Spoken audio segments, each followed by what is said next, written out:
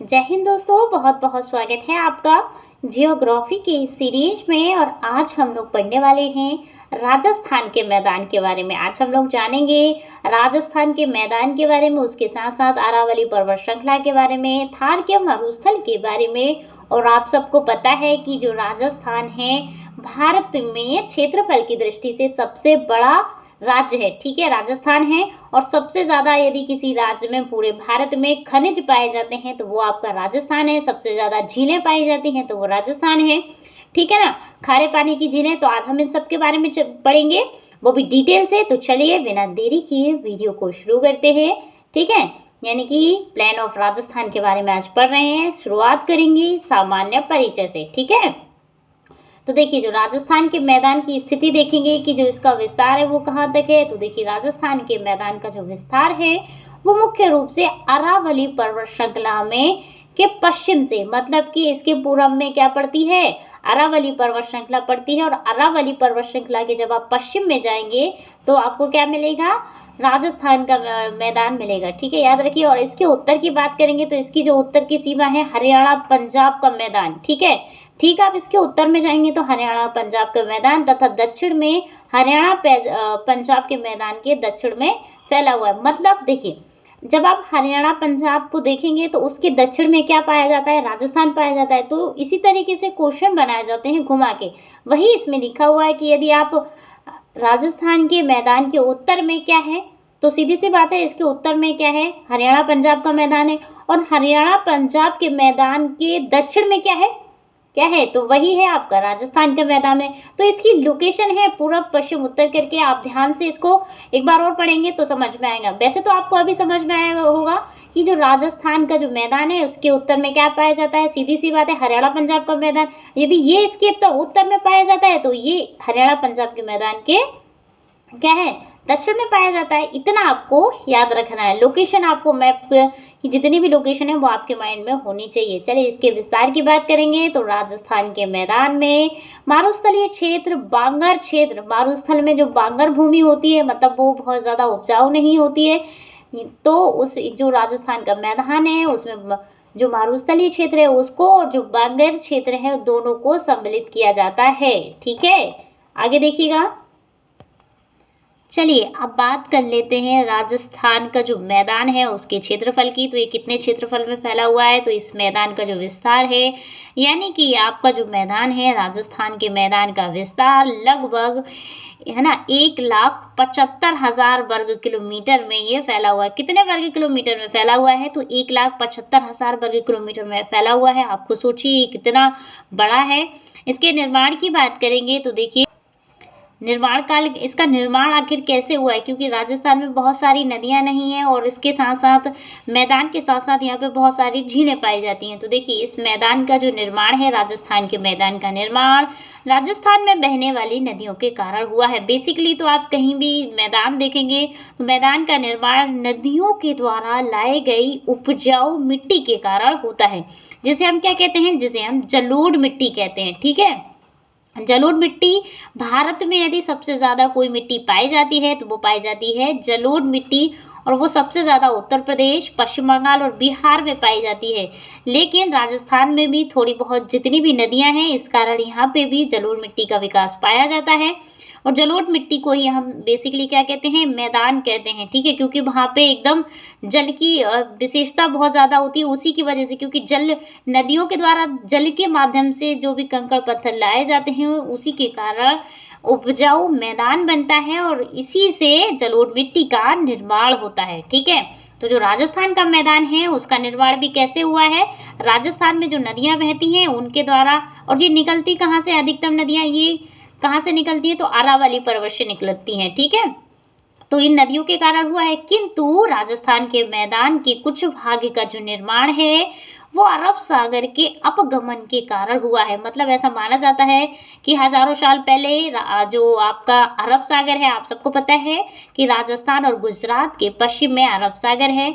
ऐसा माना जाता है कि अरब सागर के अपगमन के कारण भी जो राजस्थान का मैदान है उसका निर्माण होता है, क्योंकि इस मैदान में पाई जाने वाली झीलें इसके अपगमन का प्रमाण है। ऐसा माना जाता है क्योंकि वहाँ पे बहुत सारी खारे पानी की झीलें पाई जाती है। ठीक है, कहाँ पे पाई जाती है? राजस्थान के मैदान में पाई जाती हैं। और वो हमें फिर उसको देख के ऐसा लगता है कि कभी ना कभी हज़ारों साल पहले जो आपका अरब सागर है वो पीछे हटा था कभी। ठीक है, कभी पीछे हटा हुआ, तो इसके कारण यहाँ पे झीलें और इस बेसिकली जो राजस्थान के मैदान का कुछ भाग का निर्माण है इसी के कारण हुआ है। तो ये पॉइंट भी आप याद रखिए कि पूरे भारत में एकमात्र ऐसा मैदान है जिसका निर्माण अरब सागर, क्योंकि है ना, किसी सागर के पीछे हटने के कारण या फिर अपगमन के कारण हुआ है। आगे देखिए जैसे हमने देखा कि जो वहाँ पे जो मैदान है राजस्थान का मैदान, वहाँ किसके कारण उसका निर्माण हुआ है? अरब सागर के अपगमन के कारण। तो वहाँ पे बहुत सारी खारे पानी की झीलें भी पाई जाती हैं। ठीक है, अब हम उन झीलों को देखेंगे। जैसे तो देखिए राजस्थान के मैदान में भारत की सबसे बड़ी, देखिए लिखा हुआ है ना, भारत की सबसे बड़ी अंतःस्थलीय खारे पानी की झील पाई जाती है। पूरे भारत की सबसे बड़ी अंतःस्थलीय खारे पानी की झील कहाँ पे पाई जाती है? तो वो राजस्थान के मैदान में पाई जाती है। ये क्वेश्चन भी आपके लिए मोस्ट इम्पॉर्टेंट है। ठीक है ना, जिससे नमक का उत्पादन किया जाता है। किसका उत्पादन? भारत में 60% नमक का उत्पादन है ना राजस्थान की किस झील से किया जाता है? सांभर झील। सांभर झील को याद रखिएगा, सांभर झील हो गया। और इसके अलावा भी राजस्थान के मैदान में बहुत सारी झीलें पाई जाती हैं जिनसे नमक का उत्पादन होता है। ठीक है ना। इसके अलावा जो आपका गुजरात है, गुजरात से भी कुछ नमक का उत्पादन होता है, लेकिन मुख्य रूप से राजस्थान और गुजरात दो ही ऐसे स्टेट हैं भारत के जिनसे नमक का उत्पादन होता है। आगे देखिए, इसके अलावा भी ये जो सांभर झील है भारत की सबसे बड़ी खारे पानी की झील है। इसके अलावा भी डीगाना, डीनबाना, लूण करनसर भी इसको कहते हैं, या फिर लूण कन्न सागर भी इसको कहते हैं। तो लूण कनरसर इसको बेसिकली कहते हैं, लूण कनरसर याद रखिएगा। फिर इसके बाद आ गया पंचभद्रा, याद रखिएगा। आगे देखिए सारगोल याद रखिएगा, कुचामन इत्यादि झीलें पाई जाती है। तो इन झीलों के नाम आप बेसिकली याद रखिएगा। ठीक है, कितनी सारी झील हमने जो भी पढ़ी है, बेसिकली आप सबसे ज़्यादा मोस्ट इम्पॉर्टेंट है कौन सी झील है? सांभर झील है। फिर हो गए, इसके बाद आ गई आपकी पंचभद्रा हो गई। ठीक है, फिर डींडवाना और लूण कननसर, ये सब आप याद रखिए, मोस्ट इम्पॉर्टेंट झीलें हैं, है ना। जो राजस्थान का जो एक शहर है जिसका नाम है उदयपुर, उदयपुर में बहुत सारी झील पाई जाती हैं। उदयपुर को झीलों का शहर कहा जाता है। पूरे भारत में झीलों का शहर किसे कहा जाता है? तो उदयपुर को कहा जाता है। ठीक है, क्योंकि वहाँ पे बहुत सारी झील पाई जाती हैं। इसी प्रकार यदि पूरे विश्व में झीलों का देश, पूरे विश्व में झीलों का देश किसी को कहा जाता है तो फिनलैंड को कहा जाता है। फिनलैंड, ठीक है, यूरोपीय कंट्री है फिनलैंड। ठीक है, नॉर्वे के पास में पड़ती है ये, इसको याद रखिएगा। और इसको क्या कहा जाता है? फिनलैंड को झीलों का देश कहा जाता है। वहीं उदयपुर को झीलों की नगरी कहा जाता है। ठीक है, अब नदियों की बात कर लेते हैं। राजस्थान के मैदान की नदियों में अरावली पर्वत श्रेणी से निकलने वाली लूनी नदी इस मैदान की मुख्य नदी है। ठीक है ना, लूनी नदी बहुत ज़्यादा चर्चा में रहती है किसी भी एग्जाम में, या फिर बहुत सारे एग्जामों में इसके बारे में पूछा गया है और पूछा जाता है। लूनी नदी, ठीक है, जो राजस्थान के अरावली पर्वत श्रृंखला के पास से में जो पुष्कर है वहाँ से निकलती है। ठीक है ना, निकलती कहाँ से है? तो अरावली जो पहाड़ी है उसके पुष्कर के आसपास से निकलती है, जो कच्छ के रण में जाकर गायब हो जाती है। निकलती वहाँ से है और जो गायब कहाँ होती है? कच्छ के रण में जाके गायब हो जाती है। इस नदी के, ठीक है, पहले आप ये याद रखिए कि जो लूनी नदी है एक अंतःस्थलीय क्या है? अंतःस्थलीय नदी है। मतलब अंतःस्थलीय का मतलब भारत की एकमात्र ऐसी नदी है जो किसी सागर खाड़ी में जाके नहीं गिरती है। ना तो ये बंगाल की खाड़ी में गिरेगी, ना सागर में गिरती है, बस ये कच्छ के रण में ही जाकर विलीन हो जाती है। हालांकि ये अंतःस्थलीय होने के बाद में कहाँ पे? अरब सागर में जाके मिल जाती है, लेकिन बेसिकली ये जाके कहाँ मिलती है? कच्छ के रण में जाकर ये गायब हो जाती है। इसीलिए इसको एक अंतःस्थलीय नदी कहा जाता है। और इस नदी के जल के ऊपरी भाग की बात चल रही है। देखिए ये जो नदी है लूनी नदी, इसके ऊपरी भाग में मीठा जल है। कौन सा जल है? याद रखिएगा, मीठा जल है। ठीक है, ऊपरी भाग में, जबकि निचले भाग में जब ये आती है तो ये क्या होता है? मरुस्थलीय क्षेत्र में जब ये विलीन होती है तो वहाँ पे ये इसका जो जल है वो बहुत खारा हो जाता है इस वजह से। ठीक है, तो आगे देखिए, लूनी नदी के अवाह क्षेत्र में काफ़ी उपजाऊ मिट्टी का निर्माण हुआ है। ठीक है, इसके आसपास की सीधी सी बात है, जब ये नदी निकल रही हैं, जब ये जहाँ कहीं से भी नदियाँ निकलती हैं वहाँ पे उपजाऊ मिट्टी का निर्माण होता है, जो कृषि के लिए या फिर कृषि के दृष्टिकोण से बहुत ज़्यादा महत्वपूर्ण होती हैं। ठीक है, दूसरी नदी है एक और घग्गर नदी। घग्गर नदी का नाम आपने सुना होगा। घग्गर नदी, कालीबंगा का नाम सुना होगा आपने। राजस्थान में कालीबंगा सिंधु घाटी सभ्यता का एकमात्र स्थल है कालीबंगा, जो घग्गर नदी के किनारे पर मिलता है। इसलिए इसको याद रखिएगा, है ना। एग्जाम इतिहास हिस्ट्री में इस तरीके से क्वेश्चन पूछे जाते हैं कि घग्गर नदी के जो तट पर कौन सा स्थल है, तो कालीबंगा मिला है और वर्तमान में ये राजस्थान में है स्थल भी, और ये नदी भी राजस्थान में है। और इसके जलमार्ग के क्षेत्र में मैदान, इसके उत्तर पूर्वी भाग में काफ़ी उपजाऊ मृदा का विकास हुआ है। बहुत पुरानी नदी है तो इसके माध्यम से बहुत अच्छी मृदा का विकास हुआ है, इस बात को भी ध्यान रखिएगा। आगे देखिएगा, राजस्थान में इनके अलावा भी, जैसे हमने अभी देखा लूनी नदी, फिर हमने देखा घग्गर नदी, इसके अलावा भी राजस्थान में बहुत सी, है ना, नदियां हैं जो जिनके सूखे हुए जलमार्ग पाए जाते हैं। मतलब कि जो नदियां विलुप्त हो गई हैं, लेकिन उनके मार्ग से ऐसा पता चलता है, उनके मार्ग के निशान हैं अभी वर्तमान समय में, शायद मरुस्थलीकरण के कारण वो नदियां अभी वर्तमान में विलुप्त हो चुकी हैं या फिर समाप्त हो चुकी है। जैसे सरस्वती नदी का नाम सुना होगा आपने, या फिर दृष्टावती नदी का। इन दोनों नदियों के उपजाऊ मैदान के क्षेत्र भी इस मैदान में, राजस्थान के मैदान में पाए जाते हैं। गंगा, यमुना और सरस्वती का संगम का नाम सुना होगा आप लोगों ने, जो उत्तर प्रदेश के इलाहाबाद में होता है। वर्तमान में उसको प्रयागराज कहा जाता है, उत्तर प्रदेश को। ठीक है ना। अब गंगा नदी की बात करेंगे तो वो उत्तराखंड के गंगोत्री ग्लेशियर से मिलती है, और यमुना नदी की बात करेंगे तो वो कहाँ पे, वो यमुनोत्री ग्लेशियर से निकलती है। दोनों पास पास से ही निकलती है, लेकिन गंगा और यमुना कहाँ पे आके मिलती है, उत्तर प्रदेश में। ठीक है, यमुना नदी के किनारे दिल्ली, आगरा, इस तरीके के शहर बसे हुए हैं। और जो यमुना है भारत की सबसे बड़ी सहायक नदी है, या फिर गंगा की सबसे बड़ी सहायक नदी है, इस बात को भी याद रखिएगा। एक और नदी है सरस्वती, ये कहाँ से जाती है, पुराने समय में जो वेद हैं या फिर सिंधु घाटी सभ्यता है, उनमें इस नदी का प्रमाण मिला है, इसीलिए इसको माना जाता है। इसके कुछ साक्ष्य भी मिले हुए हैं सरस्वती नदी के। ये राजस्थान से निकलती है, और ये गंगा यमुना के साथ साथ सरस्वती का भी संगम होता है प्रयागराज में, इस बात को ध्यान रखिएगा। आगे देखिए, राजस्थान के मैदान में थार के मरुस्थल को भी शामिल किया जाता है, और वर्तमान समय में राजस्थान के मैदान का अधिकांश भाग क्या है, रेत के टीले। तो अब आपने देख रहे होंगे बहुत ज़्यादा, जब बहुत तेज़ी से हवाएं चलती हैं और वहाँ पे कोई अवरोध भी नहीं रहता है राजस्थान में, क्योंकि वहाँ पे मरुस्थल है तो पेड़ पौधे बहुत ज़्यादा विकास नहीं है, केवल झाड़ियाँ पाई जाती हैं। नागफनी हो गया, खेजड़ी हो गया, बबूल हो गया, आंवला, ये सारी और छोटी छोटी झाड़ियाँ, कांटेदार झाड़ियाँ राजस्थान में पाई जाती हैं इस मैदान में। तो इसके कारण कोई अवरोध भी नहीं हो पाता है, तो बहुत तेज़ी से हवा चलती है वहाँ पे, इसीलिए वहाँ पे रेत के टीले बन जाते हैं। इन्हें टीले और या फिर इन्हें बरखाना भी कहते हैं, इनसे ढका हुआ है। तो मतलब कि ये जो राजस्थान के मैदान का जो अधिकांश भाग है मरुस्थलीकरण से लगा हुआ है, इसी कारण यहाँ पे रेत के टीले भी बन गए हैं, इनको भी याद रखिएगा।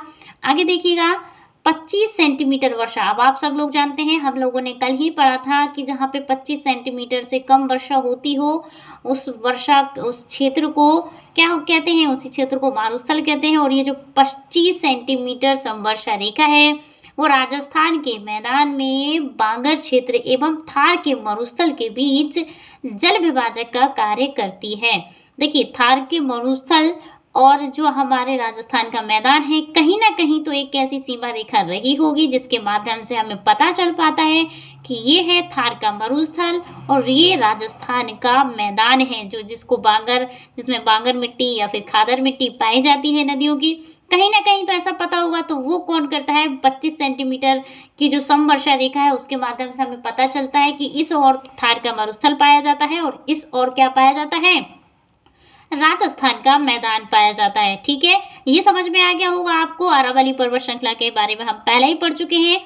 देखिए एक और पॉइंट पढ़ लेते हैं। राजस्थान के मैदान में उपजाऊ भूमि जो बहुत ज़्यादा उर्वरक होती है, नदियों के द्वारा लाई जाती है, उसको स्थानीय भाषा में रोही के नाम से भी जाना जाता है। ठीक है, तो इस तरीके से एग्जाम में क्वेश्चन किए जा सकते हैं कि रोही क्या है। राजस्थान की कोई पशु है, कोई वृक्ष है, मिट्टी उपजाऊ मिट्टी है ना, या फिर कुछ और नाम है, या फिर राजस्थान में रेत के टीलों का नाम है। तो आपको पता होना चाहिए कि रोही को राजस्थान की स्थानीय भाषा में क्या कहा जाता है। तो क्या रोही किसे कहते हैं, सॉरी, तो वो उर्वरक मिट्टी को ही रोही कहा जाता है। ठीक है, आगे देखिएगा। राजस्थान में क्या है, थार का मरुस्थल है, हम सब जानते हैं, राजस्थान के पश्चिमी भाग में पड़ता है। और यहाँ पे पूरे भारत में हमने आपको पहले ही बताया है कि पूरे भारत में सबसे ज़्यादा खनिज संपदा का भंडार है राजस्थान में। देखिए वही लिखा हुआ है कि खनिज तेल, सीसा, जस्ता और चांदी में पहला स्थान रखता है, और साथ ही साथ नमक में भी महत्वपूर्ण स्थान रखता है आपका राजस्थान। ठीक है, अब हम मैप के माध्यम से जानेंगे कि राजस्थान में थर का मरुस्थल, अरावली पर्वत श्रृंखला और राजस्थान का मैदान, लूनी नदी, घग्गर नदी और सरस्वती नदी कहाँ कैसे पाई जाती हैं। ठीक है, लेकिन इससे पहले हम जानेंगे थोड़ा सा आइडियो में कि जो राजस्थान का जो मैदान है उसमें किन किन चीज़ों की खेती की जाती है। सीधी सी बात, आपको पता है कि राजस्थान में बहुत कम वर्षा होती है।